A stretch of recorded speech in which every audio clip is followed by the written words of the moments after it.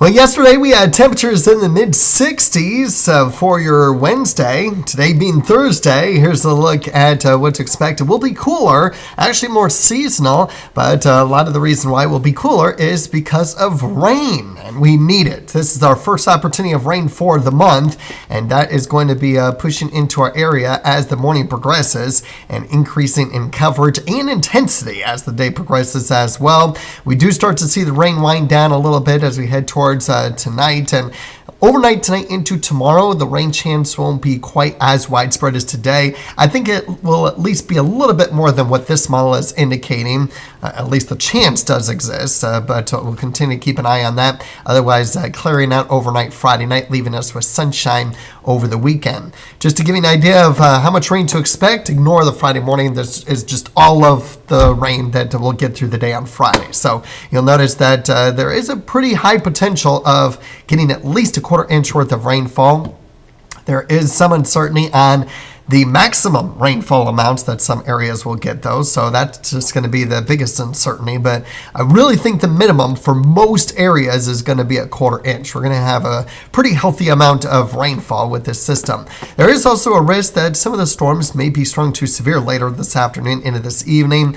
It's not a great chance, but hail is going to be the main risk, which is fitting because hail is our topic for today's Severe Weather Awareness Week discussion.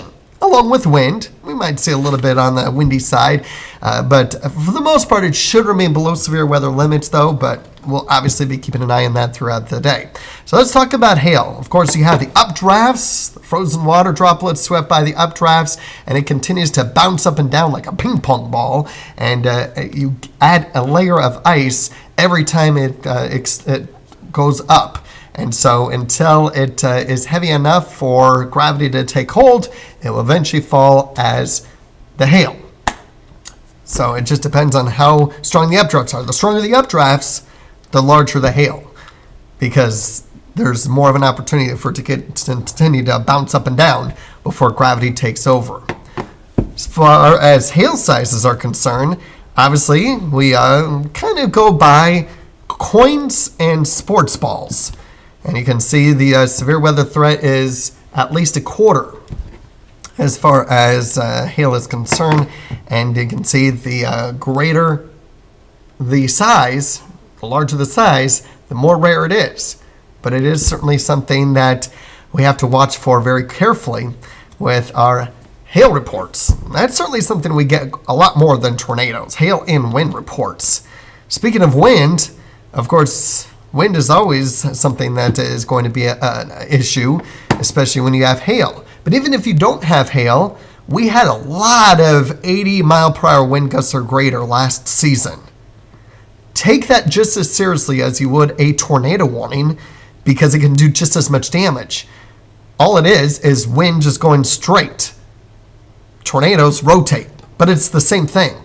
It's just a different way the wind is moving in a tornado versus straight line winds. But it does almost the same amount of damage. So you definitely want to make sure that you're taking precautions. You can learn more about severe weather on the Storm Spotter training classes. Here's the next three. It will be in Axtell tonight, and then for early next week in Westmoreland on Monday, Belleville on Tuesday. As far as the severe weather is concerned, today into tomorrow, it's a low chance. And then we will get a little bit more active as we head into next week as well, especially for the second half of the work week.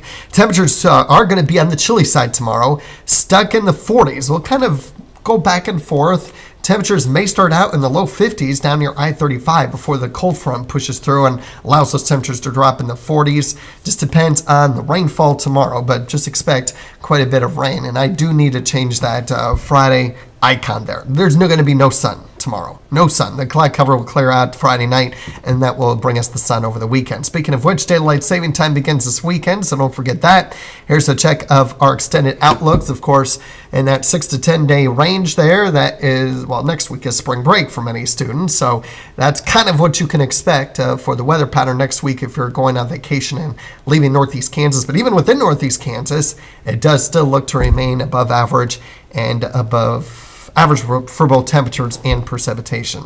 Although monitoring a little bit of cooler air towards the end of next week, it may be more average, if you will, but we'll watch that and we'll fine tune it if needed. And we're talking the next Friday into the next weekend time period. But at least for these next 8 days, tomorrow is going to be the coolest and the only day of below average temperatures. Today and Saturday, near normal temperatures, and then above that for the rest of the 8-day forecast. Have a great day. Enjoy the much needed rainfall. Have that umbrella handy, and just keep an eye on the potential for a strong to severe storm later on today, especially south of I-70.